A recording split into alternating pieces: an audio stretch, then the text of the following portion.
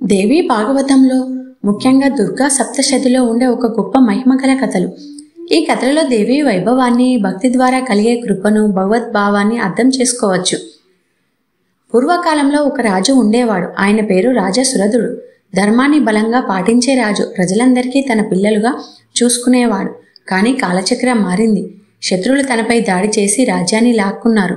తన సేనాధిపతులు కూడా ద్రోహం చేశారు. బాధతో, అవమానంతో రాజు తన గద్దె వదిలి ఒంటరిగా అడవిలోకి వెళ్ళిపోయాడు. అరణ్యంలో నిరాశతో తిరుగుతున్న రాజా సురధుడికి ఒక దివ్యమైన ఆశ్రమం కనిపించింది. అక్కడ మహర్షి మీద తపస్సులో ఉన్నాడు. రాజు ఆయనకు నమస్కరించి తన బాధలు చెప్పాడు. మహర్షి, నాకు ద్రోహం చేసిన వారిని మర్చిపోలేకపోతున్నాను. వారి పట్ల కోపం, ప్రేమ తగ్గడం లేదు. ఎందుకో అర్థం కావడం లేదు. అదే సమయంలో అక్కడికి ఓ వ్యాపారి వచ్చాడు. అతని పేరు సమాధి. అతను న్యాయంగా వ్యాపారం చేసేవాడు, కుటుంబాన్ని ప్రేమించేవాడు, ధర్మాన్ని పాటించేవాడు.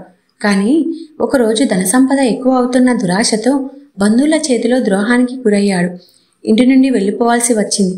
అతను అసహ్యంతో, బాధతో, బాధ్యతల నుండి వేరు కాలేక మనస్తాపంతో అడవిలోకి వెళ్ళాడు. అక్కడ అతను కూడా ఒక ఆశ్రమాన్ని చూశాడు. అది మహర్షి మేధ ఆశ్రమం. అక్కడ సమాధి తన హృదయ బాధను మహర్షికి తెలియజేశాడు.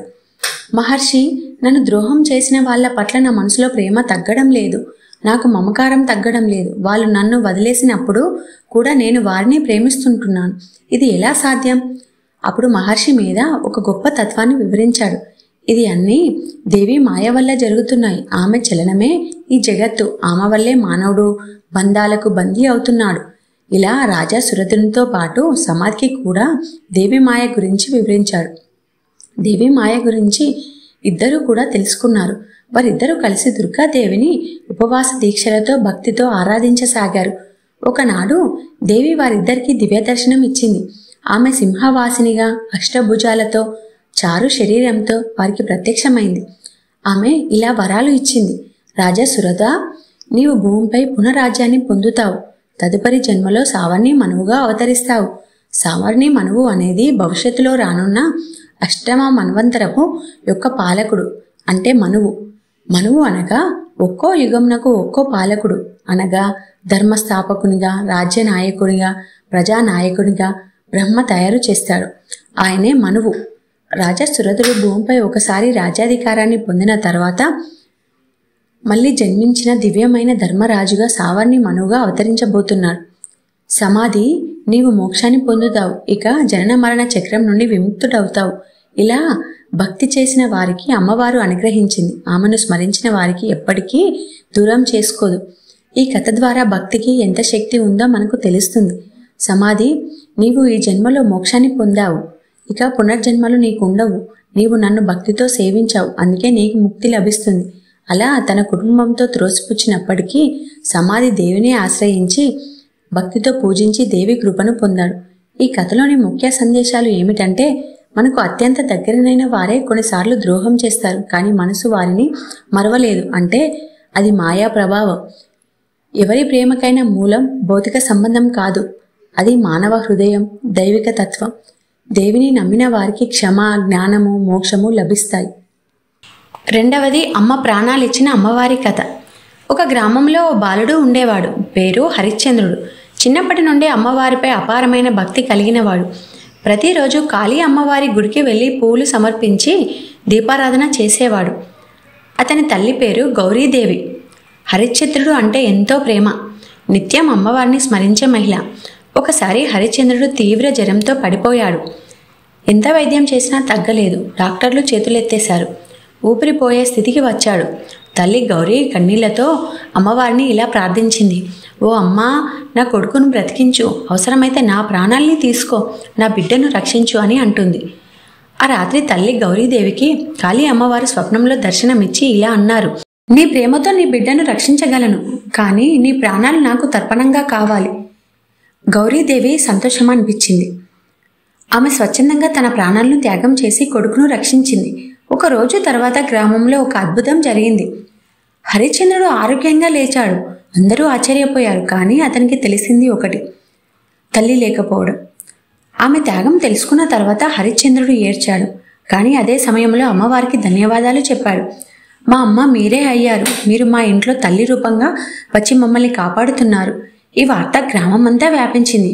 అమ్మవారి గుడిలో అమ్మ ప్రాణాలు ఇచ్చిన తల్లికి ప్రత్యేక స్థానం ఇచ్చారు. అందుకే అమ్మవారి కృపకు ఎటువంటి హద్దు లేదు. భక్తిని పరిరక్షించడమే ఆమె లీల, తల్లి ప్రేమను నిలబెట్టడమే ఆమె కృప. మూడవది, అడవిలో పసిపాపను కాపాడిన అమ్మవారు. ఒకప్పుడు ఓ గ్రామంలో దారుణమైన దుష్టుడు చుట్టుపక్కల జనాన్ని బాధించేవాడు. అక్కడి ప్రజలు భయంతో జీవించే స్థితికి వచ్చారు.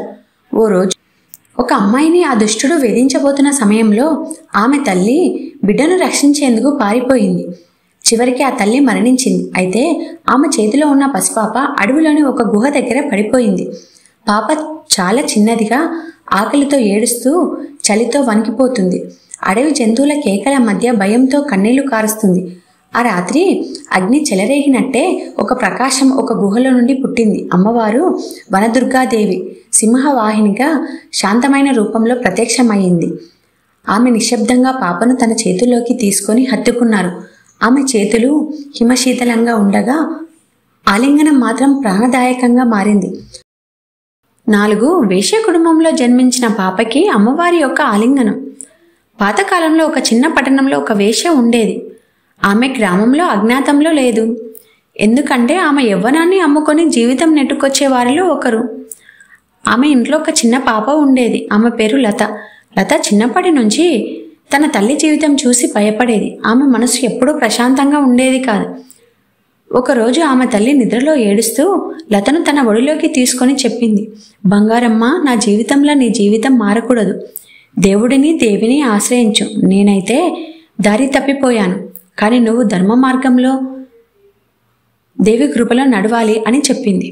అదే రోజు నుంచి చిన్నారి లత రోజు ఊర్లో చివర ఉన్న కాళికా అమ్మవారి గుడికి వెళ్ళేది.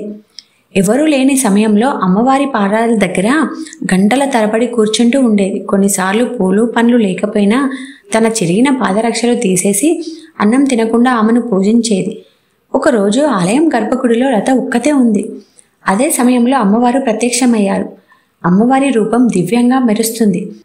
అమ్మవారు చిరునవ్వుతో లతను ఆలింగనం చేసుకుంది. నా బిడ్డ, నీ జన్మ మనుషుల్లో నిర్ణయం కావచ్చు, కానీ నీ భక్తి మాత్రం నన్ను కదిలించింది. నీ స్థానం ఇప్పుడు నా గుండె దగ్గర. ఆ దర్శనం జరిగిన వెంటనే గ్రామ ప్రజలు ఆశ్చర్యపోయారు. ఆలయం లోపల దివ్య ప్రకాశం, లత ముఖంలో ఒక ప్రకాశం. ఆలయం పూజారి ఆమె పాదాలు మణిహారాలు కట్టించి అమ్మవారి సేవకురాలిగా ప్రకటించాడు. ఒక వేశ్య కుటుంబంలో జన్మించిన చిన్నారి భక్తితో దేవిని పొందింది. ఈ కథ ద్వారా పొందే సందేశం ఏమిటంటే, పుట్టి పూర్వీకులు ఏమై ఉండినా మన భక్తి శుద్ధంగా ఉంటే అమ్మవారు మనతో ఉంటారు. దేవిని పొందటానికి శుద్ధమైన హృదయం చాలు. ప్రాణ ప్రతిష్ఠించబడిన భక్తి ఆమెకు ప్రియమైనది. ఎవరికీ తక్కువ స్థానం లేదు. దేవి క్షమ, ప్రేమ, మార్పుకు స్వరూపం. నేను ఈ వీడియోను AI ద్వారా రూపొందించాను. మీకు ఈ వీడియో నచ్చినట్లయితేనే లైక్ చేయండి, షేర్ చేయండి, సబ్స్క్రైబ్ చేయండి.